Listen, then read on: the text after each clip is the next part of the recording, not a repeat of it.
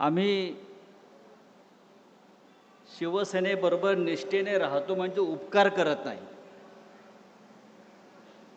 हिंदू हृदय सम्राट बाळासाहेब ठाकरेंनी आम्हाला एवढं दिलेलं आहे, या महाराष्ट्राला, आम्हाला सगळ्यांना. आणि माझ्यासारखे लाखो निष्ठावंत शिवसैनिक आहेत. म्हणून ही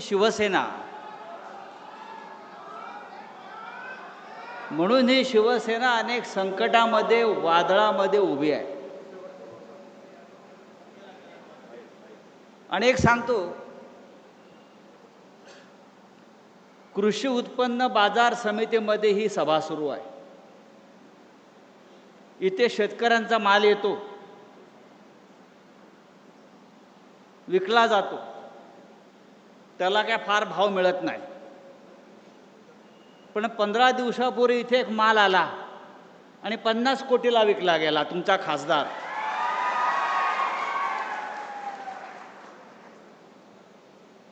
आता खासदार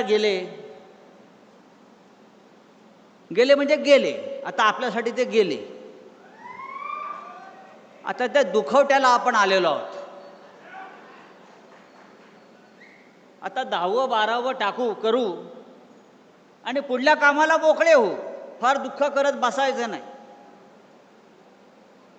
गाडा पाडा आणि शेवटी भगवा झेंडा फडकवा.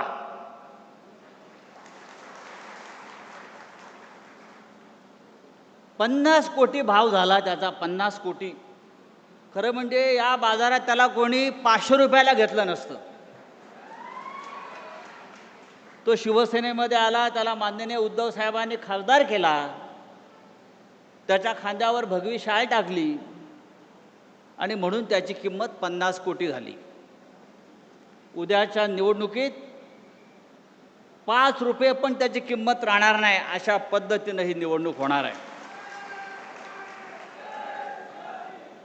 मला आश्चर्य वाटतं, उद्धव साहेब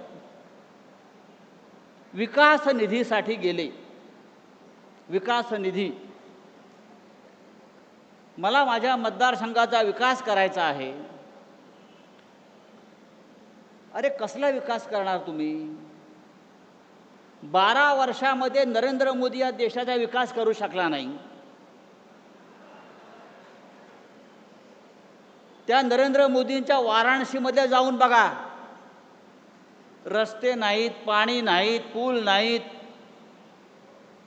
ज्या मोदीचे बूट चाटायला आपण गेला, तो देशाचा विकास करू शकला नाही.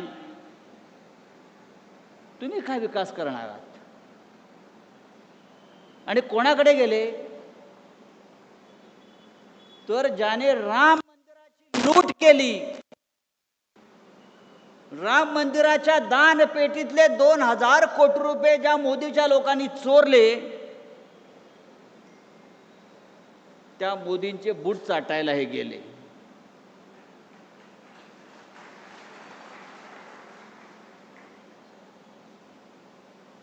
तर देशमुखला जाऊन सांगा,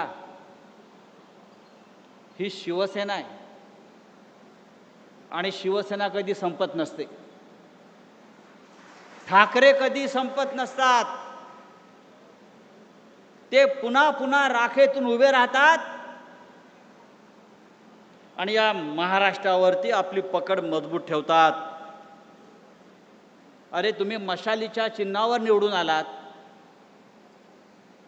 म्हणजे ही मतं लोकांनी माननीय उद्धव ठाकरे साहेबांना दिली.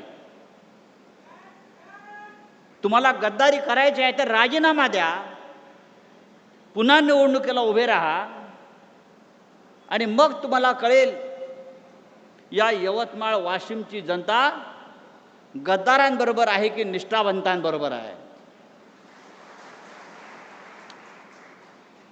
पण एकनिष्ठ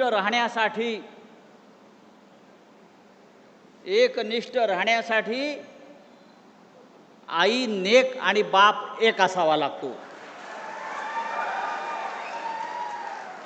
आम्ही सगळे एकनिष्ठ आहोत आणि हा एकनिष्ठांचा सागर, महासागर लाटा या गद्दारांना तडाखे देऊन तुडवल्याशिवाय राहणार नाही. उद्धव साहेबांचं काल नागपूरला आगमन झालं. प्रचंड गर्दी, प्रचंड. मग जिथे नजर जाईल तिथे माणसं त्यांच्या स्वागताला उभी. एकनाथ शिंदेनी ते जर बघितलं असतं त्या गद्दारांना मिंदेनं, तर त्याला कळलं असतं शिवसेना जागेवरच आहे, शिवसेना जागेवरच राहील आणि तुमच्या छाताडावर पाय दळून पुन्हा एकदा विधानसभा आणि हिंदुस्थानच्या लोकसभेकडे जाईल. ही आजची सभा, आजचा मेळावा निष्ठावंतांचा आम्हाला तेच सांगतोय.